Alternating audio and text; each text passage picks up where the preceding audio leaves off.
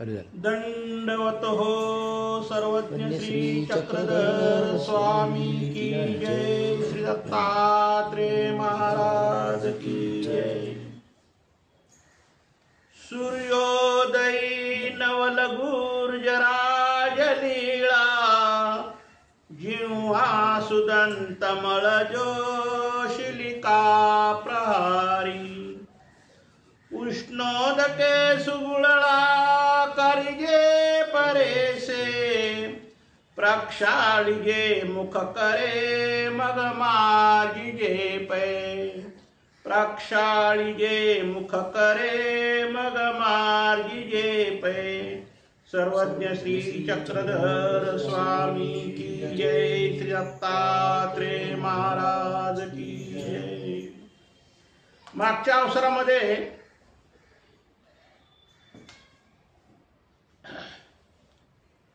निद्रा कीजे किंवा निद्रा चांग पर अन्य वार्ता न कीजे की, या वचनावर स्वामींनी बरंच काही निरूपण केलं,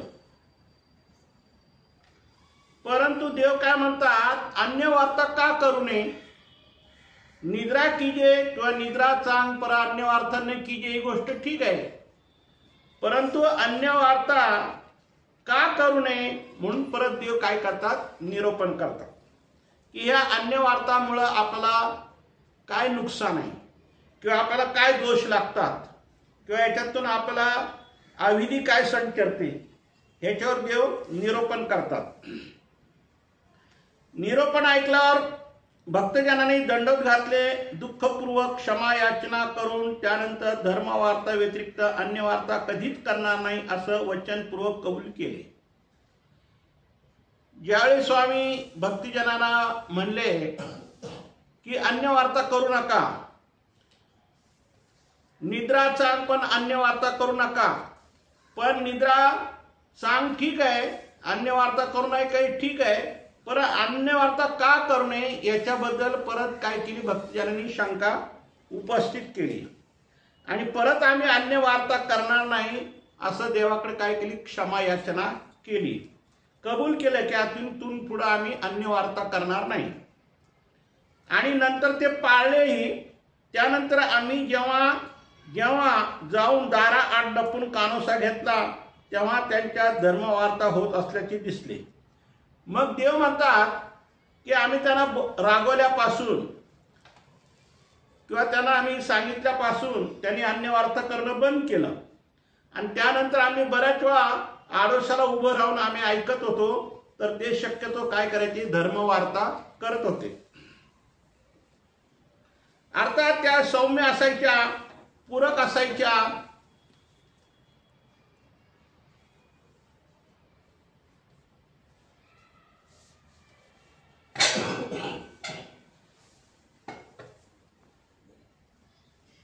धर्मवार्ता करणारा ऐकणारा होय रे होय असेच आहे असे म्हणत समाधानाने प्रतिसाद द्यायचे।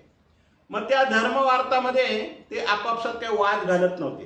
पूर्वी कसं होतं, थोडंसं वाद व्हायचा त्यांचा आणि काय होतं, धर्मवार्ता करताना वाद होता होता ते अन्य वार्ता होत जाते, म्हणून अतिवाद सुद्धा काही उपयोगाचं नाही। धर्म याच्यात समजून घ्यायला पाहिजे, एकमेकाला समजून सांगायला पाहिजे आणि तसं जर असलं तर ते धर्मवार्ताला ती सात्विक धर्मवार्ता आहे। आणि वादविवाद किंवा हेकोडकरपणा किंवा स्वतःच म्हणणं दटवून न्यायचं हे म्हणजे कसं थोडंसं तामसिक क्रिया आहे। तर धर्मवार्तामध्ये तामस क्रिया घडता कामा नये, सात्विक बुद्धी पाहिजे, सात्विक कार्य पाहिजे। एकमेकाला समाधान मानायचे, प्रतिसाद द्यायचे। एके दिवशी मात्र नागदेव आणि पाठकात खडाजंगी सुरू झाली। बघा, देव म्हणे ते वाद कधी करू नका, खडाजंगी कधी करू नका, हेकोडपणा कधी करू नका असं देवाने सांगितलं होतं चर्चेमध्ये।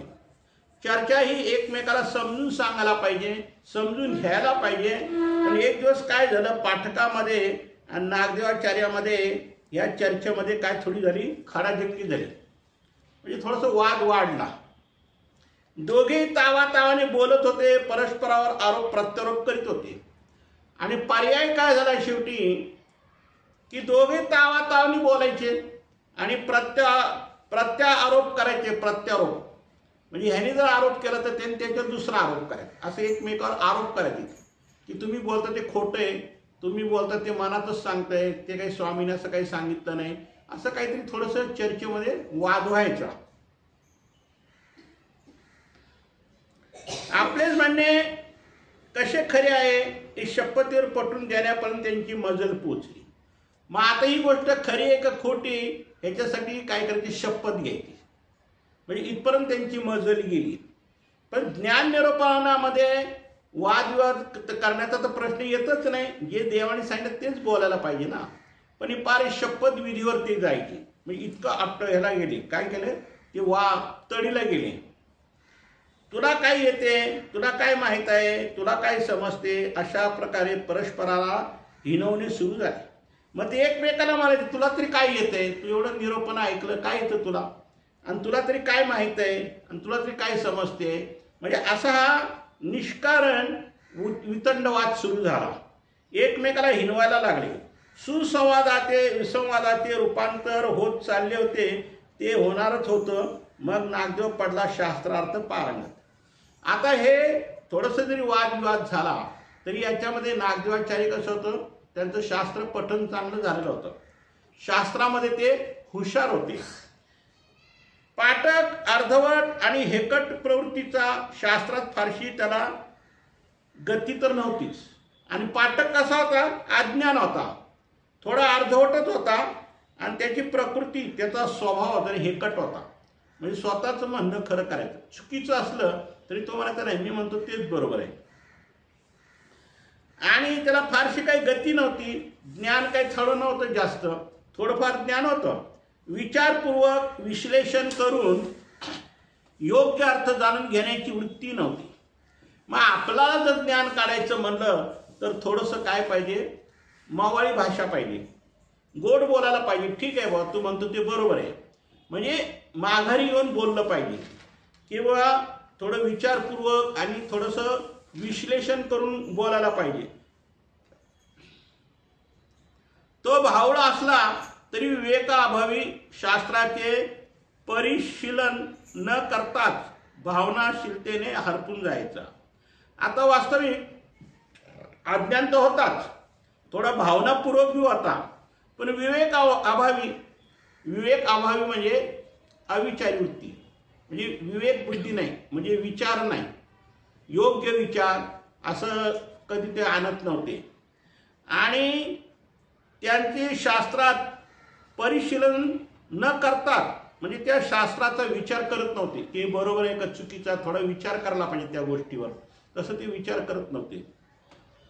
आणि भावनाशीलतेने हरपून जायचे. आणि ती भावना होती की असं नसल तसं असेल, तसं नसल असं असेल, पण भावनेला बी काय उपयोग नाही. जे शास्त्र ते तंतोतंत जाणलं पाहिजे. म्हणून एकतर परमेश्वर प्राप्त होऊ शकणार नाही एवढ्याच वक्तव्याच्या आधारे तो रडत बसला होता. जेव्हा स्वामींनी निलोपन केलं होतं की अप्राप्ती म्हणजे तुम्हाला प्राप्तीच होणार नाही, का तर तुम्ही तेवढं देवधर्म करत नाही, मग तुम्हाला प्राप्ती कसं होणार, असं देवाने स्पष्टीकरण केलं. पण तुम्ही देवधर्म करत नाही किंवा आम्ही सांगितल्या वचनाप्रमाणे तुम्ही योग्यतेप्रमाणे वागत नाही, येण्याअर्थी अप्राप्ती सांगितली. तर तो विचार नाही केला, फक्त अप्राप्ती म्हणजे प्राप्ती होणार नाही एवढंच त्यांनी लावून धरलं. पण अप्राप्ती का होते ह्याचा विचारच नाही केला. आणि तेवढ्यावर ते काय केले, रडत बसले होते. त्यामुळे नागदेव सिद्धांतरूप बोलत असूनही तो त्याला विरोध करीत होता. आणि नागदेव कसे होते, जो काही विषय असेल, जी काही चर्चा असेल ते सिद्धांत करून दाखवायचे, म्हणजे सिद्ध करून दाखवायचे. आणि नागदेव सिद्धांत रूप म्हणजे सिद्ध करून तो पटवायचा, सांगायचा समजून. पण त्याला हा काय करायचा, पाठक विरोध करायचा. त्यांचे ठीक होते, पण वाद किती वाढवायचा हे नागदेवाला समजायला हवे. आता हा बोलून चालून पाठक तर अज्ञानच होता आणि नागदेव ज्ञानी होता. मग हा जर ऐकत नाही तर मग नागदेवाने माघारी घ्यायचं, शांत बसायचं, मौन धरायचं. कारण जिथं वाद वाढणार आहे असं जिथं चिन्ह दिसतं तिथं मौन हा सगळ्यात सोपा मार्ग, की त्याच्यामुळे वाद वाढत नाही. आणि वाद एकदा वाढला की तो वाद कुठं जाईल त्याचं सांगता येत नाही. मग तो विषयावर जातो, विकल्पावर बी जातो, वेळ पडा हिंसेवर बी जातो. म्हणून हा वाद कधी जिथल्या तिथंच थांबवला पाहिजे. समोरची व्यक्ती कशी आहे हे जाणून घेऊन त्यानुसार वागण्याची कुशलता त्याने दाखवायला हवी होती. आणि नागराने हा विचार करायला पाहिजे की हा पाठक हेकडखोर आहे, हट्टी आहे, स्वतःच म्हणणं खरं करणार आहे. मग अशा माणसाशी वाद घालून काय उपयोग आहे. मग यांनी थोडी कुशलता पाहिजे असं देवाचं म्हणणे की नागराने थोडी कुशलता घेऊन थोडंसं गप्प बसायला पाहिजे, वाद वाढवायला नाही पाहिजे. पूर्वी जालन्याला वास्तव्य असताना त्याने असेच केले. मग ज्यावेळेला देव जालन्याला होते त्यावेळेला असं काहीतरी वादविवाद चालला होता भक्तिजनामध्ये. आणि त्यावेळी सुद्धा असं नागदेवाचार्यांनी लावून धरलं होतं. तिकोव नायकासारख्या हेकट माणसाला सिद्धांत रूप सत्य पटवून देण्याच्या नादात आकारान विसंवाद ओढून घेतला. आता तिकोव नायक आहे हा सुद्धा हेकडखोर होता. आणि नागदेव काय करायचे, त्याला सिद्धांत रूपात सत्य काय ते पटवून सांगायचे, परंतु तो काय ऐकत नव्हता.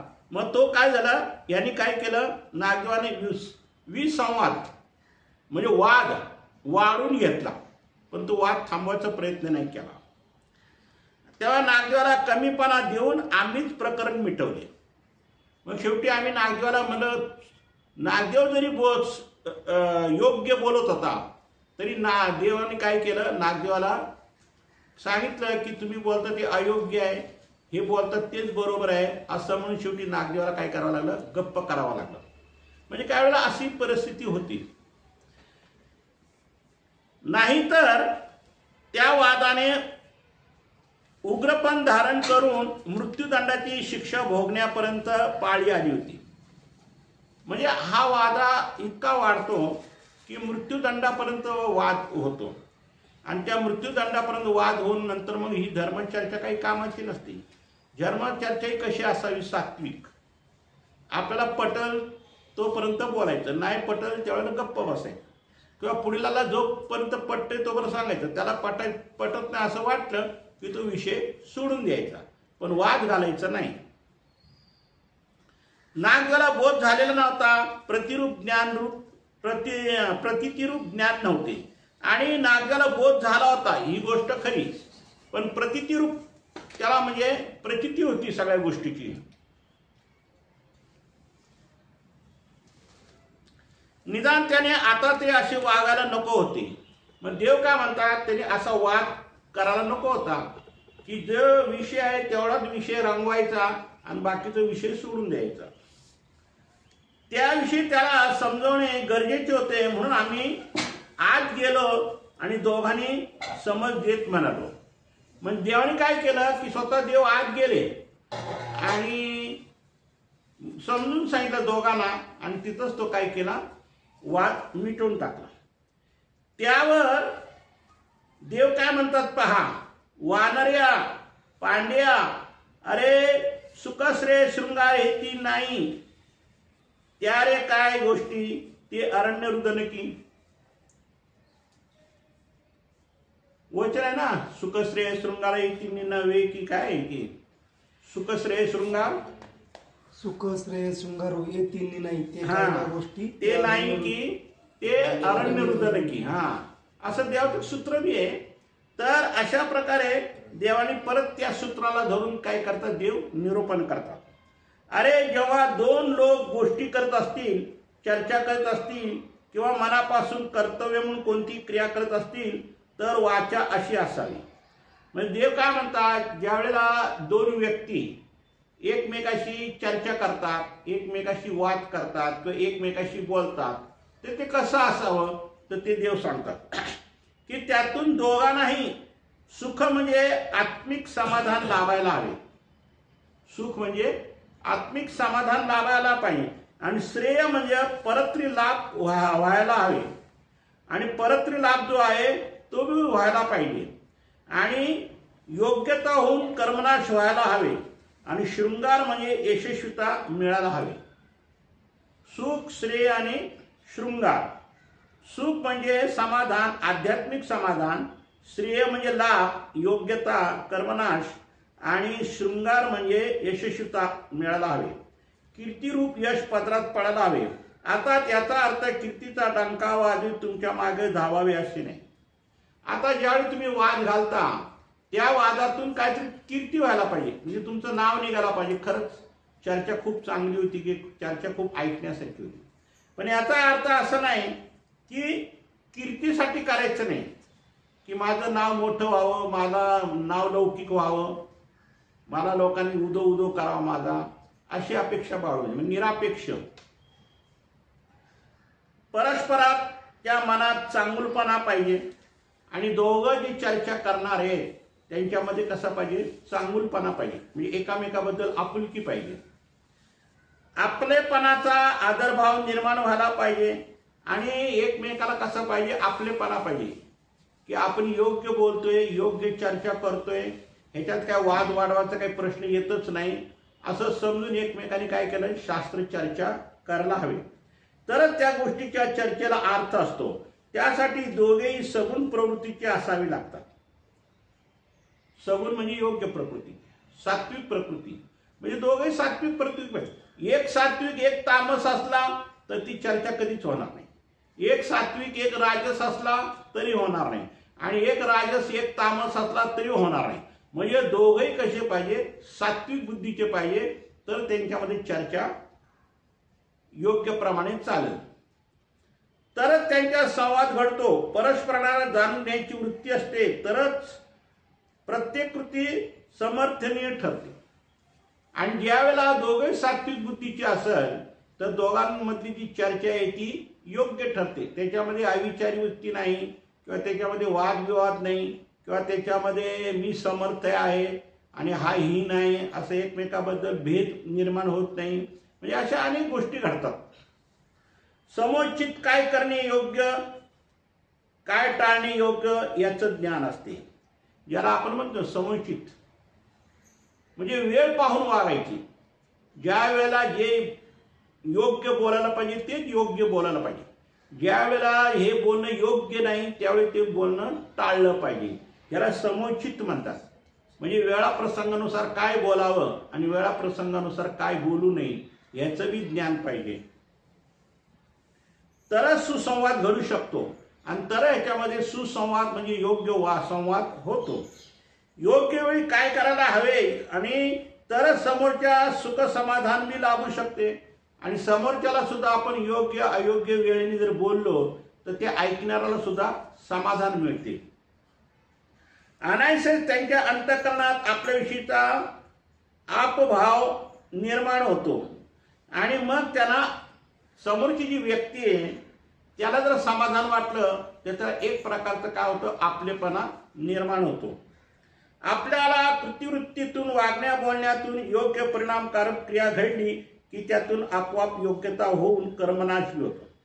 आणि ही अशी सात्विक जर चर्चा झाली, एकमेकाला समजून घेतलं, एकमेकाला पटवून घेतलं, तर अशी दोघांची सात्विक क्रिया जर असेल तर ती त्याच्यामुळे काय होतं, योग्यता तर वाढतेच आणि कर्मनाश बी होतो. हे अन्नकथनेवरून देव सांगतात बरं, निरूपण करतात की अन्नकथना कशी असावी. जरी वेळ प्रसंगाला एकमेकाला समजून घ्यायला पाहिजे, समजून सांगायला पाहिजे, पण आपापसात वाद घालून आपण दोषाला कारणीभूत होतो. आणि एकमेकाला जर समजून घेतलं तर दोष तर नाहीच लागत, पण उलट योग्यता वाढते, कर्मनाश होतो. अशा प्रकारच्या दोन सगुणी व्यक्ती चर्चा करीत असतील तर त्यांच्यात एखादी गोष्ट पदरात एखादी गोष्ट जर पटली नाही, समजली नाही, चुकीची असेल तर जाणून घेण्याची वृत्ती जाणून घ्यायची वृत्ती पाहिजे. आता एखादी गोष्ट जर समजली नाही तर ती समजून घेण्याचा प्रयत्न केला पाहिजे. किंवा त्या समजली नाही म्हणून आपलं स्वतःच व्यक्तिमत्व तिथं मांडायचं हे बी चुकीचं आहे. म्हणून काय केलं पाहिजे, ही गोष्ट दोघांनी समजून घेतली पाहिजे. आणि चुकीची असेल तर ती जाणून घेण्याची बी वृत्ती पाहिजे. म्हणजे चर्चेमध्ये सुद्धा किती अनिष्ट घडू शकतं पहा. म्हणजे चर्चेत सुद्धा योग्य प्रकारे चर्चा केली तर ते तुम्हाला त्या चर्चेचा लाभ होतो.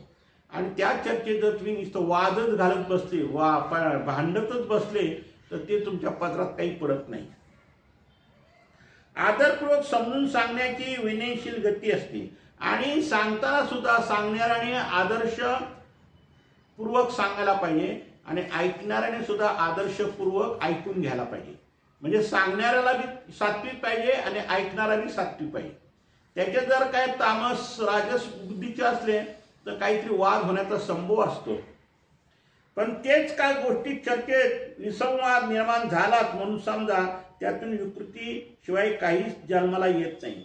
आणि धर्मवार्तेमध्ये जर आपण समजून नाही घेतलं किंवा एकामेकाला आपण जी काही चूक आहे ती समजून एकमेकाला जर नाही सांगितलं तर ते काय होतं, वाद वाढत जातो आणि तो वाद इतका विकृतीला येतो की ते सत्य जाणून घेण्याचा प्रयत्न न करता सत्यार्थाला डावलून आपलेच खरे करण्याची जिद्द बाळगणारे सगळ्यात घातक असतात. आता काही अशी जिद्दी लोक असतात की परिस्थिती सगळी सत्य आहे पण तिला असत्य करून टाकतात आणि मग त्याच्यामुळे काय होतो, वाद निर्माण होतो. व्यावहारिक पातळी देखील अशा लोकांनी कोणी जवळ करत नाही. विसंवाद होणार हे त्याच्या जवळ जाण्याच्या अगोदरच त्याच्या निश्चित समजून चालावे. आता काही लोक असे असतात की एखाद्याला आपण जर गोष्ट समजून सांगितली आणि त्यांनी ती जर गोष्ट पटवून नाही घेतली तर तो सांगणारा समजून जातो की ह्याला सांगण्यात काय अर्थ नाही.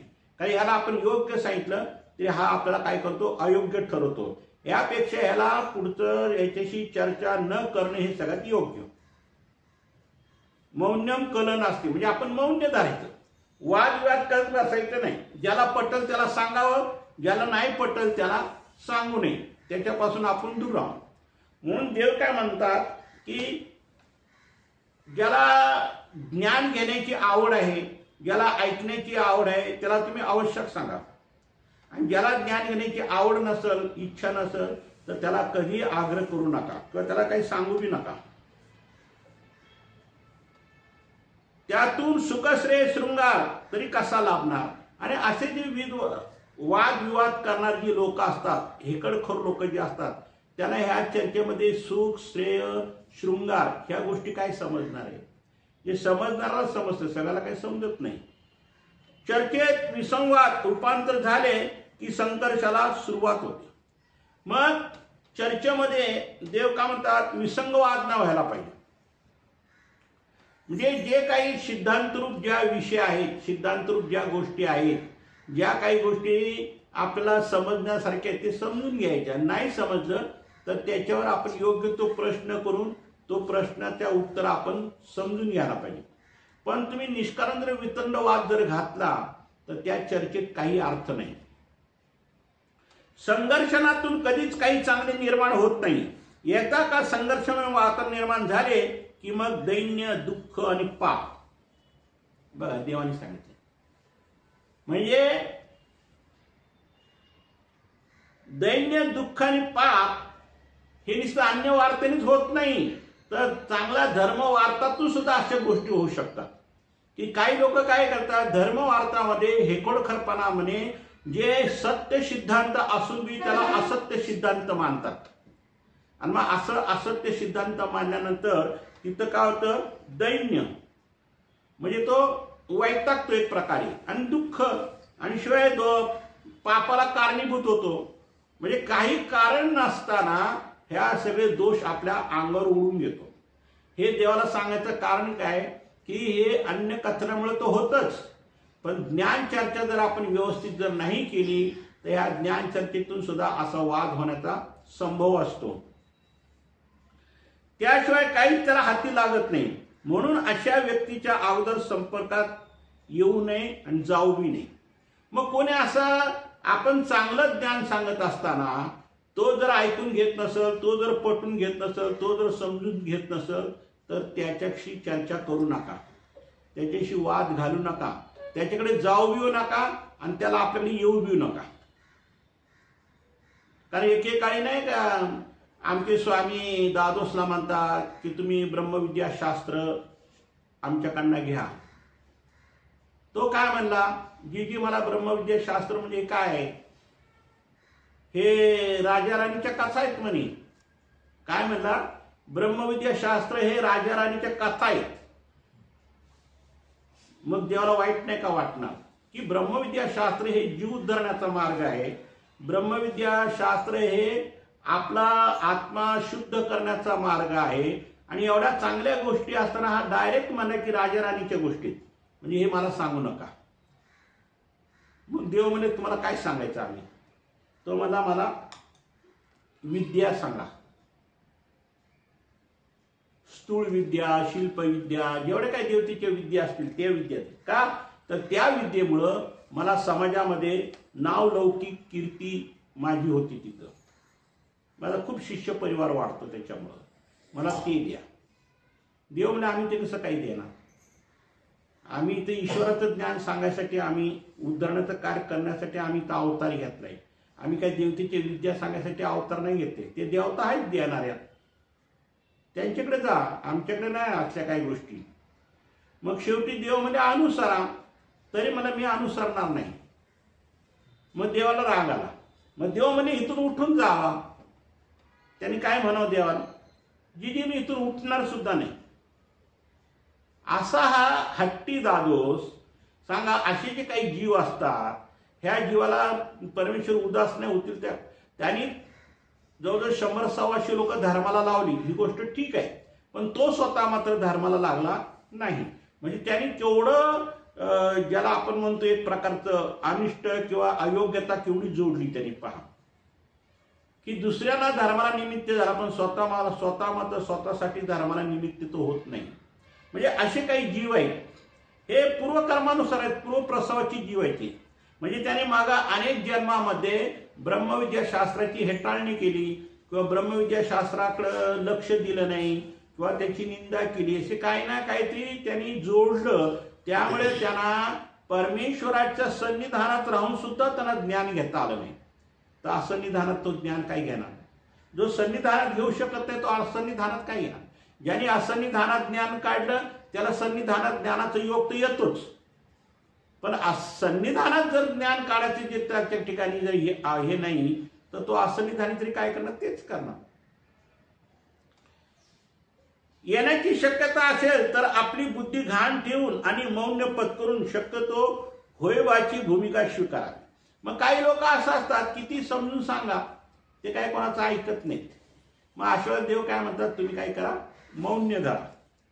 तर तो जे काय म्हणत असेल त्याला होयबा म्हणा. आता देवाने दादोसाला किती मार्गदर्शन केलं, पण त्याने ऐकलं नाही. शेवटी देवाने काय केला, त्याचा विचार सोडून दिला की तो त्याच्या कर्मगतीप्रमाणे तो जाणार. त्यातून निदान स्वतः दोषमुक्त तरी ठेवता येते. मग अशा वादविवाद घालणाऱ्या लोकांपासून जर आपण मौन्य धरलं तर आपण काय होतो? दोषमुक्त. आणि आपण जर त्या हट्टी माणसाला जर वाद घातला तर आपणही दोषाला कारणीभूत होतो. म्हणजे ज्याला म्हणतात ना, आमच्या स्वामींनी सांगितलं नाही एका वचनामध्ये, आर्ता प्रति बोलावे. याचा अर्थ काय? आर्थ म्हणजे ज्याला खरंच ब्रह्मविद्या शास्त्राची अर्थ म्हणजे आवड आहे त्याला तुम्ही अवश्य सांगा. पण ज्याला अर्थ नाही, ज्याला आवड नाही, त्याला सांगण्यात काही अर्थ नाही. मग तर तो अरण्य रुदन की, तुम्ही जर अरण्यात जाऊन रडत बसले तर तुमची कोण समजूत काढणार आहे का? नाही. 4 माणसात रडलं तर कोणती समजूत तरी काढाल. तशी ही अवस्था आहे की जे अज्ञान जीव आहे त्यांना तुम्ही किती समजून सांगितले तरी त्याचा काही उपयोग होत नाही. ते पालत्या घागरीवर पाणी. म्हणजे अज्ञान हा आपल्याच पद्धतीने चालणार आणि आपला शब्द तो दटवत राहणार. आणि तुम्ही किती सिद्धांत सिद्ध करून त्याला सांगितलं तरी तो ऐकणार नाही, आणि तो कबूल बी होणार नाही, आणि तो मान्य बी करणार नाही. अशी चर्चा अरण्यात जाऊन रडत बसण्यासारखी आहे. आणि ही जी चर्चा आहे हे अरण्यात जाऊन रडल्यासारखी आहे. जसं अरण्यात जाऊन रडल्यानंतर आपली कोणी समाधानी करू शकत नाही, तशा मूर्खापुढे किती जरी गीता वाचली तरी ती शेवटी काय आहे? सर्व व्यर्थच आहे. लाभ तर काहीच पात्रात पडत नाही. अरण्यात रडत असतात तसे तुमचे दुःख जाणून घेणारा, तुम्हाला समजूत काढणारा, पुरे म्हणणारा कोणीच नसतो. मग अशा व्यक्तीजवळ तुम्ही किती ज्ञान चर्चा करा, किती समजून सांगा, किती काही करा, पण त्याचा काही उपयोग होत नाही. त्याप्रमाणे जाणून बुजून अशा व्यक्तीशी चर्चा करण्याचा प्रयत्न करण्यास स्वतःहून दैन्य दुःख पाप ओढून घेतले जाते. बघा तेच सांगितलं देवा की ज्याला धर्माची आवड नाही, ज्याला धर्माची आर्त नाही, अशा माणसाला कधीही सांगत बसू नका. आणि सांगितल्याने काय होतं, दैन्य दुःख आणि पाप. जसं आपण म्हणतो तिन्ही तापाने तापलेला आहे, अशा प्रकारचे तो दैन्य होतो आणि दुःखी तो होतो. आणि दोषाला कारण म्हणजे पाप. म्हणजे ज्याला अर्थ नाही त्याला तुम्ही जर ज्ञान सांगत बसले तर सांगणाऱ्याला बी दोष आहे. म्हणून अशाला आपण सांगू बी नाही. ज्याला अर्थ नाही आवडण्याचा कधीच सांगू नये आणि त्याच्याशी चर्चा बी करू नये, मौन्य धरावा. म्हणून ज्यातून समाधान, सुख, योग्यता, कर्मनाश आणि यशस्वीता हे तीन निष्पन्न नसतील त्या गोष्टी करू नये. आणि ज्याच्यापासून आपल्याला काही समाधान नाही, सुख नाही, म्हणजे सुख, श्रेय, शृंगार जे सांगितले, योग्यता, कर्मनाश आणि यशस्वीता हे जिथं निष्पन्न होत नाही त्या ठिकाणी आपण जाऊही नाही. जिथं सात्विक बुद्धीने ज्ञान निरूपण चालतं तिथं अवश्य जावं. जिथं सात्विक रूपीने जे होत नाही किंवा वाद विवाद जिथं जास्त चालतो अशा ठिकाणी आपण थांबू सुद्धा नाही. आणि अशा ठिकाणी अशा गोष्टी तर करू नये. धर्मवार्ता करू नये, चर्चा मंथन बी करू नये आणि निरूपण बी करू नये. मग अशा ठिकाणी धर्मवार्ता करू नये, चर्चा करू नये, निरूपण करू नये, काहीच करू नये, शांत बसायचं. शिवाय जिज्ञासा करू नये, काही अपेक्षाही करू नये. ह्याला ज्ञान होईल किंवा ह्याला आवड निर्माण होईल किंवा ह्याला समजल असा बी विचार करत बसायचा नाही. आचरण करू नये, शिकवण देऊ नये, शुश्रूषा करू नये. आणि अशा माणसाच्या ठिकाणी आचरण बी करू नये, त्याला शिकवण बी देऊ नये आणि त्याच्या ठिकाणी शुश्रूषा बी करू नये. म्हणजे अशा मूर्ख माणसाची सेवा सुद्धा करू नये, त्याचा काय उपयोग नाही केल्याचा. संग देऊ नये, म्हणजे त्याच्या संग सांगताला सुद्धा राहू नये, त्याच्या सोबतीला सुद्धा राहू नये. त्याच्या नाही का संगत सोडली आमच्या स्वामींनी, तो जलजाव म्हणणारा कोण होतो तो? त्यांचे गाव जाणत होतो. हो, पण नाव काय त्याचं? घोडाचोडीचा शिष्य. हा, घोडाचोडीचा. मग तो घोडाचा जो शिष्य होता त्यांनी जसं जलजावून सगळं गाव चाललं, तो देवाच्या संगतीलाच होता. पण तो सगळं करून आला, तो आला आणि देव आपल्या झाडाखाली थांबले होते. तिथे देवाला हसत हसत सांगत राहिला की मी असं असेल. देव इतके उदास झाले की त्याच पावली देव माग फिरले आणि रुद्धपूरला आले. उदासीनता आली म्हणून. पूर्वार्धामधली कधी? हा, पूर्वार्धातली गोष्ट. म्हणजे अशा गोष्टी असं हे संघ सांगत असलं की अशा घटना घडतात. जिज्ञासा करू नये, आचरण करू नये, शिकवण देऊ नये, शुश्रूषा करू नये, संग देऊ नये, जवळीक सुद्धा करू नये अशा लोकांची. कळलं का? कोणत्याही धर्मरूप क्रिया करू नये की ज्या क्रियेमुळे त्या शब्दामुळे दुःख, दैन्य आणि पाप निष्पन्न होईल. मग अशाशी धर्मरूप क्रिया सुद्धा करू नका. धर्मवार्ता तर नाहीच करायची, पण धर्मरूप क्रिया जी का असेल ती करू नका. आणि अशा क्रियेमुळे परत आपल्या नशिबाला दुःख, दैन्य, पाप उभं राहते. म्हणून हे अशा गोष्टी काहीच करू नका. विचारपूर्वक वर्तन करा, नाही तर कदाचित झटकन दोष असंभवून घ्या. आणि ह्याच्यात जर का आपला हलगर्जीपणा झाला, ह्याच्यात जर का आपण कळत न कळत एखाद्याची वादविवाद घालणाऱ्या माणसाजवळ आपण जर वाद घालत बसलं तर आपण कुठंतरी एखाद्या दोषाला कारणीभूत होतो. पण अन्यवार्ता का करू नये ह्याच्यावरून मी देवाने निरूपण केलं. आणि धर्मवार्ता करताना धर्मवार्ता कशी असावी तेही निरूपण केलं. आणि धर्मवार्तात पुढच्या माणसाशी कसं वागावं ते देवाने सांगितलं. म्हणजे धर्मवार्तेत सुद्धा आपल्याला एखाद्या काही गोष्टी दोषाला कारणीभूत कशा होतात ते बी आपल्याला देवाने इथं स्पष्ट सांगितलं. तर अशा प्रकारे आमच्या स्वामींनी नागदेवाला काय केलं, निरूपण केलं की निद्रा चांग पर अन्यवार्ता न कीजे की. दंडवत हो सर्वज्ञ श्री चक्रधर स्वामी की जय.